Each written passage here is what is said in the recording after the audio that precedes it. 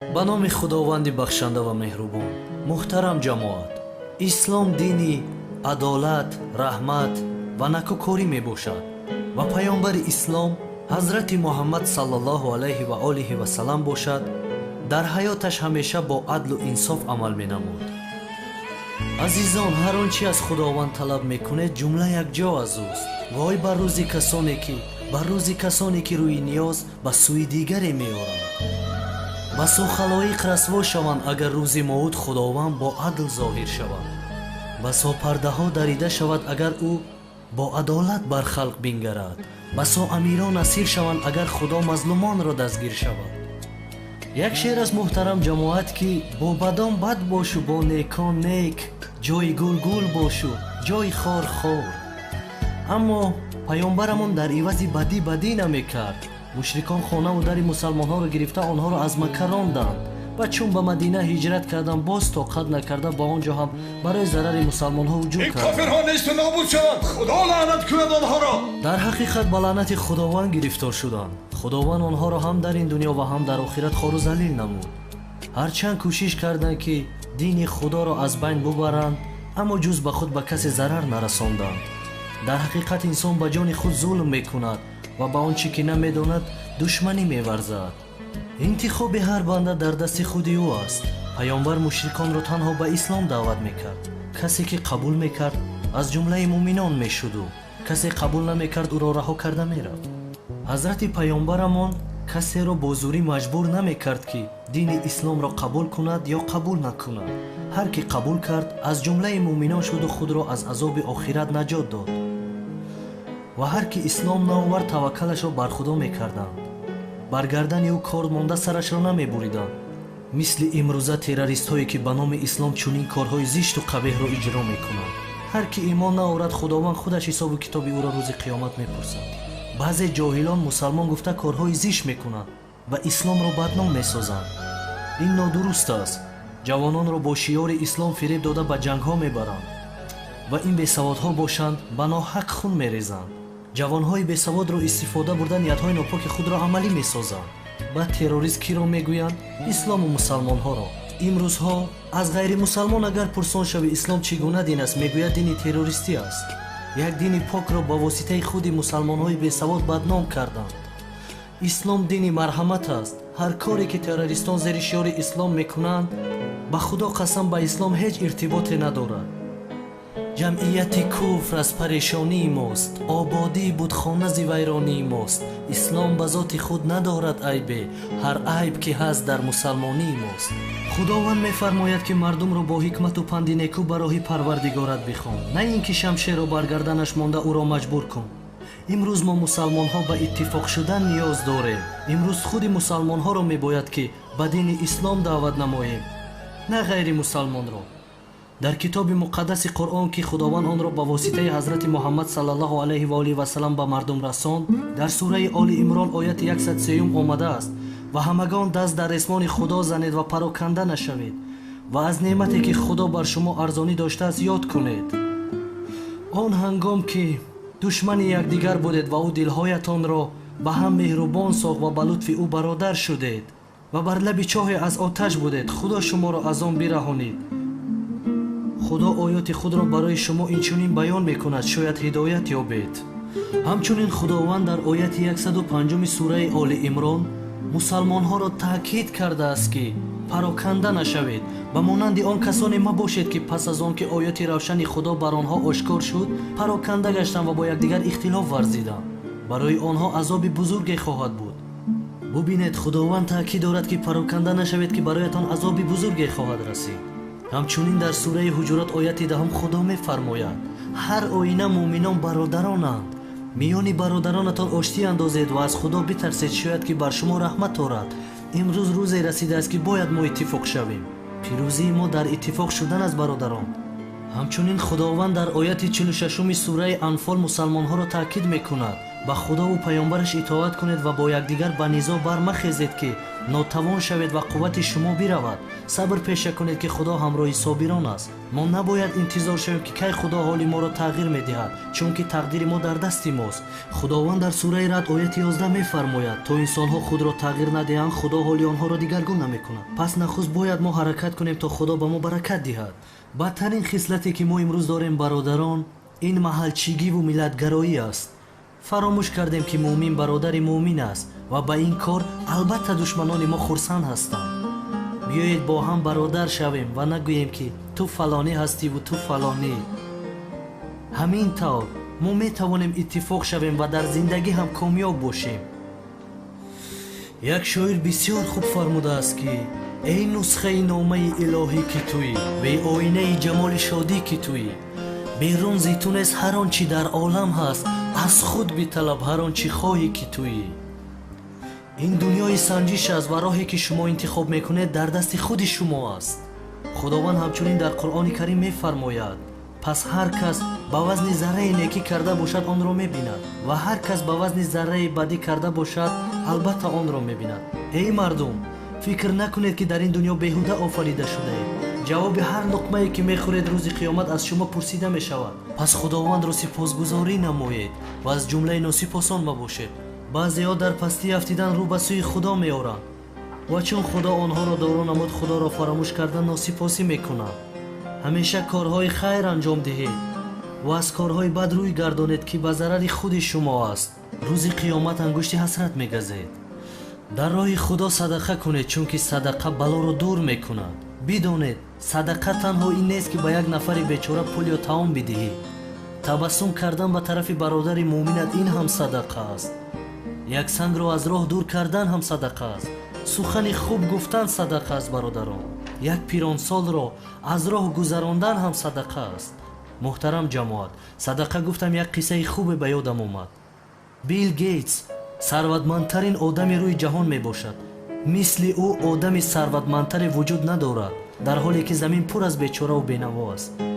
системаи оператсионии Windows ки имрӯз тамоми телефону компютерҳои мо бо он кор мекунад, ихтироъкораш ҳамин Билл Гейтс аст. бо сохтани ин барномаи компютерӣ ӯ сарватманд шуд. пеш аз ин як марди нодору бечора буд. он қадар инсони нодор буд ки ҳатто барои харидани як маҷалла пул надошт. бадтарин рӯзҳои ҳаёташ буд. ин қисса байни Билл Гейтс ва як марди сиёҳпӯсти мусалмон гузаштааст бародарон. ин бародари сиёҳпӯсти мо аз Африқо ба Амрико муҳоҷир шуда бо фурӯхтани маҷалла рӯзашро мегузаронд. Билл Гейтс хондани маҷалларо дӯст медоштааст ва дар назди як кизгоҳ ҳамеша аз ин бародари мо маҷалла мехаридааст. як рӯз пулаш барои харидани маҷалла камӣ мекунад ва аз бародари мо хоҳиш мекунад ки ба ӯ як маҷалла то пагоҳ қарз бидиҳад. бародари мусалмони мо ӯро дар хиҷолат намегузорад ва як рӯзномаро гирифта ба дасти ӯ медиҳад ва Билл Гейтс бисёр хурсанд мешавад ва ба хонааш меравад. ҳамин мард рӯзи дигар дар ҳамон изгоҳ мунтазири автобус мешавад ва чун бародари моро мебинад, рӯяшро ба дигар тараф метобад аз шарм, чунки пул надошт то қарзашро бидиҳад. сахттарин рӯзҳои ҳаёташ буд. бародари мусалмони мо бошад, ҳоли ӯро дида боз нахост ӯро дар хиҷолат гузорад. медонист ки ӯ хондани маҷалларо дӯст медорад. ба назди ӯ рафта боз як рӯзномаи дигарро ба ӯ медиҳад. Билл Гейтс аз кори бародари мо дар ҳайрат монда ба ӯ мегӯяд: ман қарзи дирӯзамро пардохт накардам ва он қадар маблағе дорам ки ҳоло раҳпулӣ карда ба хона меравам. бародари мо дар ҷавоб мегӯяд: медонам ту рӯзномаро хондан мехоҳӣ. рӯзномаро ба ӯ медиҳад ва қарзашро ҳам мебахшад. мегӯянд, он рӯзнома охирон рӯзномаи бародарамон буд. як нафар хоҳиш кард то ба ӯ бифурӯшад, аммо бародари мо онро ба Билл Гейтс ройгон дод. пули нақдро бошад қабул накард. ҳамин тавр аз байн чандин солу чандин моҳ гузашт. Билл Гейтс бо мурури замон бошад сарватманд шуд. дар сарватмандӣ то ҳол касе ба ӯ баробар нест. бародарон, ӯ дар қайди ҳаёт аст ва дар Амрико зиндагӣ мекунад. рӯзе аз назди он изгоҳ мегузарад ва мебинад ки дар он ҷо як ҷавони дигар рӯзнома фурӯхта истодааст. бародари сиёҳпӯсти мо ба ёдаш меояд ва аз мошин пиёда мешавад. аз он ҷавон пурсон мешавад: як сиёҳпӯс ин ҷо рӯзнома мефурӯхт. оё ӯ то ҳол дар ҳамин ҷо кор мекунад ё дар дигар ҷо? ҷавон мегӯяд: ӯ дар дигар ҷо муофис шуда кор мекунад. Билл Гейтс ба коргаронаш супориш медиҳад, ки ӯро зуд пайдо карда ба назди ман гирифта биёред. Хуллас бародари моро пайдо мекунанд, ба назди ӯ мебаранд. Бародари моро дида бисёр хурсанд мешаваду ӯро ба оғӯш мегирад ва нишаста суҳбат мекунанд. Билл Гейтс мегӯяд: оё ту маро шинохтӣ? Бародари мо мегӯяд: туро касе ҳаст ки нашиносад? Ту Билл Гейтс ҳастӣ, сарватмандтарин одами рӯи ҷаҳон мебошӣ, ҳама туро мешиносад. Билл Гейтс мегӯяд: ман ҳамон нафаре ҳастам, ки ту ба ман чандин сол пеш маҷалла қарз додӣ ва ман қарзатро пардохт накардам. Акнун туро даъват кардам, ки қарзамро пардохт намоям. Бародар, ҳар чӣ мехоҳӣ аз ман бипурс, ба ту медиҳам. Бародари мо бо табассум барои ӯ нигоҳ карда мегӯяд: мутаассифона ту қарзи маро пардохт карда наметавонӣ. Билл Гейтс дар ҷавоб мегӯяд: он маҷаллае ки ту ба ман додӣ як пули ночиз буд. Чӣ хел сарватмандтарин одами рӯи ҷаҳон қарзи туро баргардонда наметавонад? Чиҳо гуфтанатро мефаҳмӣ? Танҳо 2 маҷалла ба ман қарз дода будӣ, чизи дигаре не. Бародари мо ба ӯ ҷавоби дандоншикане медиҳад ва аз ӯ чизе нагирифта баромада меравад. Бародарон, ҷавоби бародари мо ба ӯ чунин буд: он чӣ ки ман ба ту бахшидам аз бахшиши ту замину осмон фарқ мекунад. вақте ман ба ту маҷалла додам, сахттарин рӯзи ҳаёти ман буд. фарзандонам дар хона гуруснаву ташна буданд. аммо ман нахостам, ки туро дар хиҷолат бигзорам ва ҳар чӣ доштам онро барои ту бахшидам. имрӯз ки ту ба чунин рӯзи хуш расидӣ, он маблағи маро маблағи ночиз мегӯӣ. фарқ байни бахшидани ман ва бахшидани ту дар он аст, ки ман дар ҳолати тангдастӣ ба ту бахшидам, дар ҳоле ки худам ниёзманд будам. мегӯям бародари мо табассуме карда ба ӯ мегӯяд: оё ту медонӣ, ки он гуна ки бечораву нодор будӣ, ҳамон хел боқӣ мондӣ. ҳар қадар маблағ ҷамъ мекунӣ, ҳеҷ сер намешавӣ, дар ҳоле ки дар дунё миллион инсонҳо аз гуруснагӣ азият мекашанд. дорои он нест, ки маблағи бисёр ҷамъ оварӣ. дорои он аст, ки ба он чӣ дар даст дорӣ қаноат намоӣ ва аз ниёзат зиёдатиро ба ниёзмандону бечорагону дармондагон бахшида онҳоро хушҳол намоӣ. бародари мо ин суханҳоро ба Билл Гейтс гуфта, аз ӯ чизе нагирифта баромада меравад.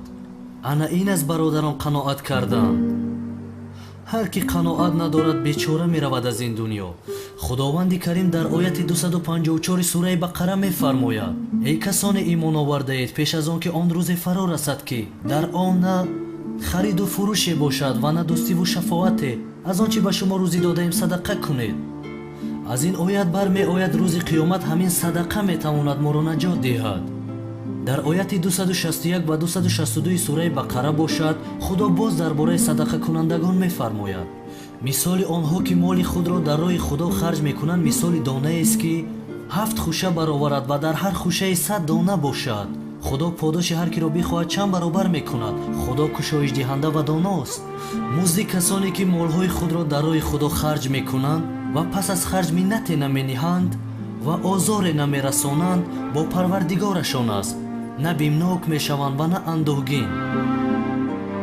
ҳамчунин дар ояти 7 сураи Алҳадид худо мефармояд: ба худову паёмбараш имон биёваред ва аз он мол ки ба варосат ба шумо расидааст, инфоқ яъне садақа кунед. аз миёни шумо ҳар киро имон оварда ва садақа карда музди фаровонаш диҳанд. дониста бошед, худованд садақаҳои шуморо даҳчанд карда ба шумо мерасонад. дар ин дунё аз ҷое мерасонад, ки тамоман интизораш набудед ва дар охират ҳам аз подошаш бенасиб намемонед. бидонед, муҳтарам ҷамоат, аз худ чизе надорем мо. ҳар чӣ доред ва ҳастии худи шумо аз баракат ва меҳрубонии худо аст. худо аст, ки ба мо ризқу рӯзӣ мерасонад ва ҳам дар тангдастӣ ва ҳам дар сарватмандӣ ҳар яки моро санҷиш мекунад. ҳар ки аз санҷиш гузашт, абадӣ дар ҷаннат аст ва ҳар ки аз санҷиш нагузашт, абадӣ дар ҷаҳаннам азоб мекашад. сипосгузор бошед худоеро, ки шуморо аз нестӣ ба ҳастӣ овард. аллоҳу акбар! муҳтарам ҷамоат, ҳамеша кӯшиш кунед, ки дар роҳи рост бошед. фирефтаи ин дунёи дурӯза нагардед. ҳамеша аз худои якто кӯмак талаб кунед. худованд моро аз ҷумлаи хайрхоҳон гардонад ва ҳидоят кунад ба роҳи касоне ки ба онҳо инъому икром кард. амин. худованд дар дили мусалмонҳо меҳре биандозад, то бо ҳам иттифоқ шаванд. амин. худованд ба мусалмонҳое ки дар кишварҳояшон ҷангу ҷидол аст, осоишу оромишро насиб гардонад. амин. و در کل سیاره زمین بین انسان ها هم دیگر فهمی و برادری را نصیب گردد.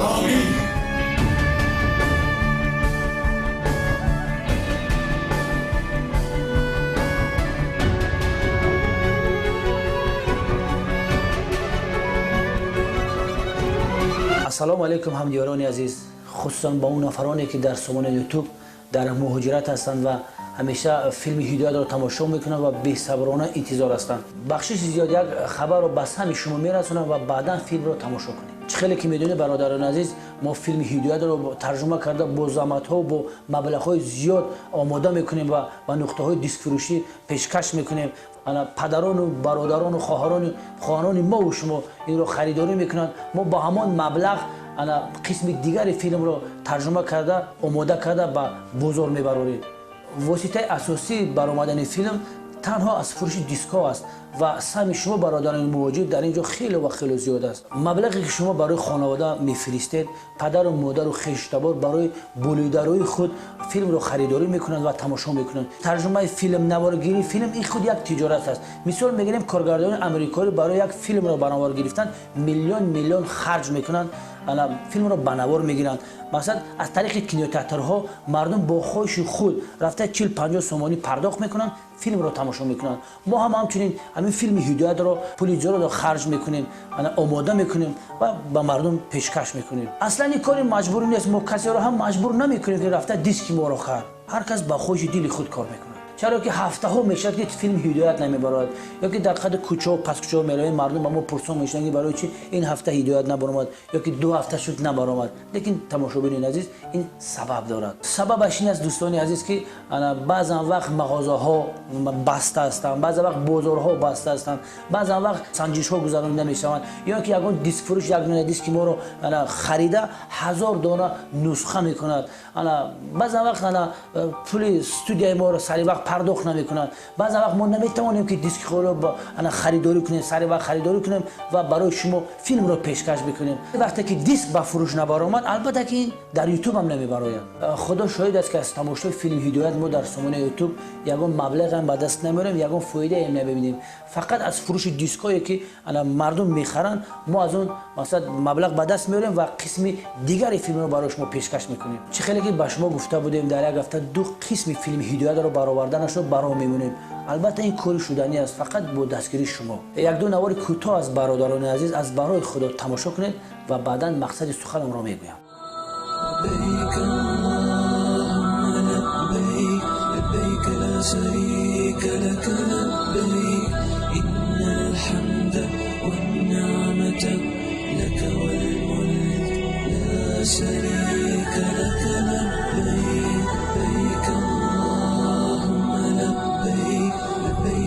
شريك لك لبيك إن الحمد والنعمة لك والملك لا شريك لك لبيك.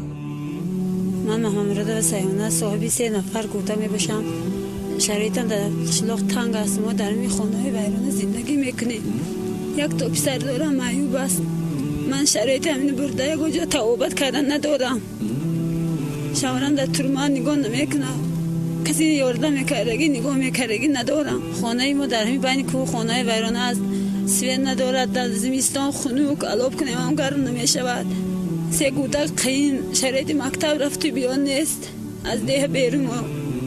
التماس از شما احترامانه خواهش میکنم که به ما یاردم کنید. وای کودک سوی 4 باید رود، اینش مکتب نمیره و این باید سوی 5 میرفت. این هم شرایط مکتب روی نیست. بیمار کم نمیزند.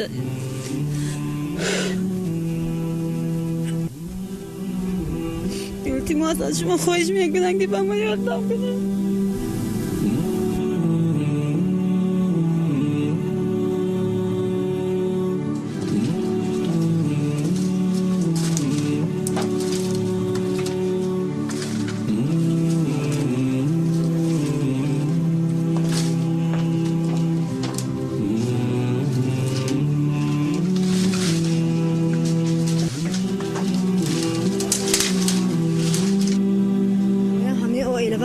زندگانی میکنیم. 2 خواهر عروسم معیوب گروه یکم، یا شوهرم معیوب گروه یکم. و پیشت نابینا 120 تومان میگیرن نفقه میگیرن و خالته ور نمیشه دولت جان هم باور میکنی عذاب میکشیم این فرزندم هم مکتب موندازیم پوهاشون میوش تنهاشون میوش یکو رسیه رفتن نمیتونه یک چشمش هم خیره بود که یک چشمش هم سیم زد باز یک چشم گیده یک چشم بری من این خواهر رسیم که وپشه نمیبینم که خواهر ریس کلانی پدر مادرش دنیا رفتن این کسم نابینا اون خواهر ریس من نابینا کام میبینم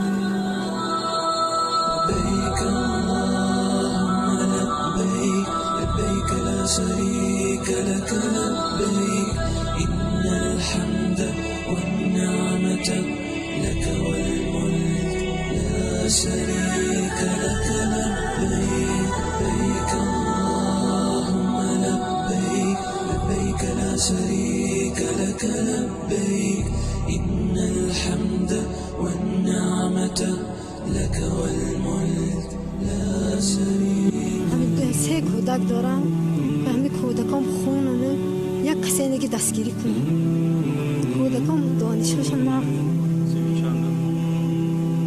یک تشم یک تشیش یک تسیم یک تش هشتم میخونم یک تش هفتم یک تش سیم دستگیری پدر شدن چی تصور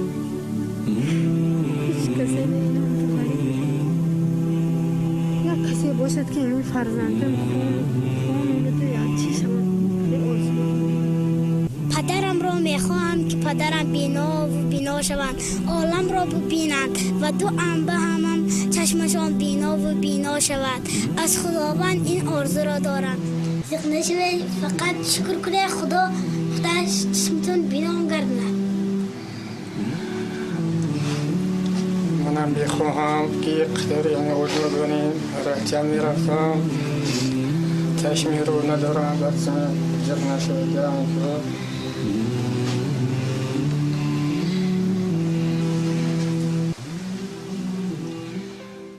برادران عزیز این مادر و خواهرانی که در نوار دیدید با کمک ما و شما سخت نیاز دارند. استودیو کارون فیلم در برابر ترجمه فیلم ها اینچنین با دیگر شرکت های خیریوی همکاری دارد که هزار نفر محتاج رو دستگیری کردند و میکنند. شخصا خود من در چندین کارهای خیریوی آنها اشتراک کردم و شاهد حالم بودم و شما میتوانید که نواره های ویدیوی آن را در سامانه یوتیوب کارون فیلم تماشا کنید. استودیو کارون فیلم تصمیم گرفته است که برای آن نفرانی که در سامانه یوتیوب فیلم هدایت را تماشا میکنند و هر هفته بی‌صبرانه انتظار هستند یک پیشنهاد دارد. بینندگان عزیز هر یک شما دست جمعانه اگر 150 روبل فقط یک بار در صورت حساب ما پرتوید ما هر هفته به تنفس دو قسم فیلم هدایت را برای شما پیشکش میکنیم. خیلی که در بالا ذکر کرده بودیم بسته‌شوی مغازه و بازارها گذراندن سنجش ها دیگر این بهانه ها سایدای ما نمیشود. هر هفته در سامانه یوتیوب دو قسم ما برای شما پیشکش میکنیم اگر همین کار عملی گردد. همچنین از همان 150 روبلی که شما پرداخت میکنید استودیو کارون فیلم تصمیم گرفته است که برای مادران و خواهرانی که در نوار دیدید نیاز به کمک ما و شما دارند یک چند قسم آن مبلغ را به آنها خیر نمایند. البته با دستگیری همه ما و شما. برادران خیر این نیست که 4-5 هزار سومانی به هر یک آنها بدهیم. انشالله به هر یک آنها یک خیر میکنیم که من بعد در زندگانی حیات مستقلانه خود را پیش برده بتوانند. شخصا خودی من به خانه آنها رفته خیر شما را میرسانم به نوار میگیرم در سامانه اینستاگرام و یوتیوب جای داده پیشکش شما میگردانم. خیلی که در بارو ذکر کردیم تماشاگران محترم همگی یک مرتبه 150 روبل روسی در صورت حساب ما پرداخت کنید شما میتوانید که تا آخر فیلم هر هفته دو قسم فیلم هدایت را تماشا کنید به یگان تنفس. همچنین در برابر این از اون خیری که به مادران و خواهران نیازمند ما میرسد از ثوابش انشالله که بی‌نصیب نمیمانیم. صورت حساب یا رقم کرته که ما در سایبربانک شدیم، خدا خواهد اون رو در قسم 110 فیلم هدایت پیشکش شما میگردونیم. به خاطر که به شما مشکلی نشه بینندگان عزیز، ما همین صورت حساب رو از قسم 110 تا قسم 114 میگذاریم و شما میتوانید که همون 150 روبل رو شما قسماً یعنی که 25 روبل 30 روبل تا آخر همین قسم 114 میتوانید که پرداخت بنمایید. خلاصه کار رو در قسم 114 چی شد نشد برای شما ما پیشکش میکنیم. اگر این کار عملی گردد از قسم 115 هر هفته دو قسم فیلم هدایت رو برای شما پیشکش میگردونیم. برادران البته این کار ما دست جمعانه میتوانیم عملی گردانیم. خداوند همیشه نگهبان تو باشد برادران غریب.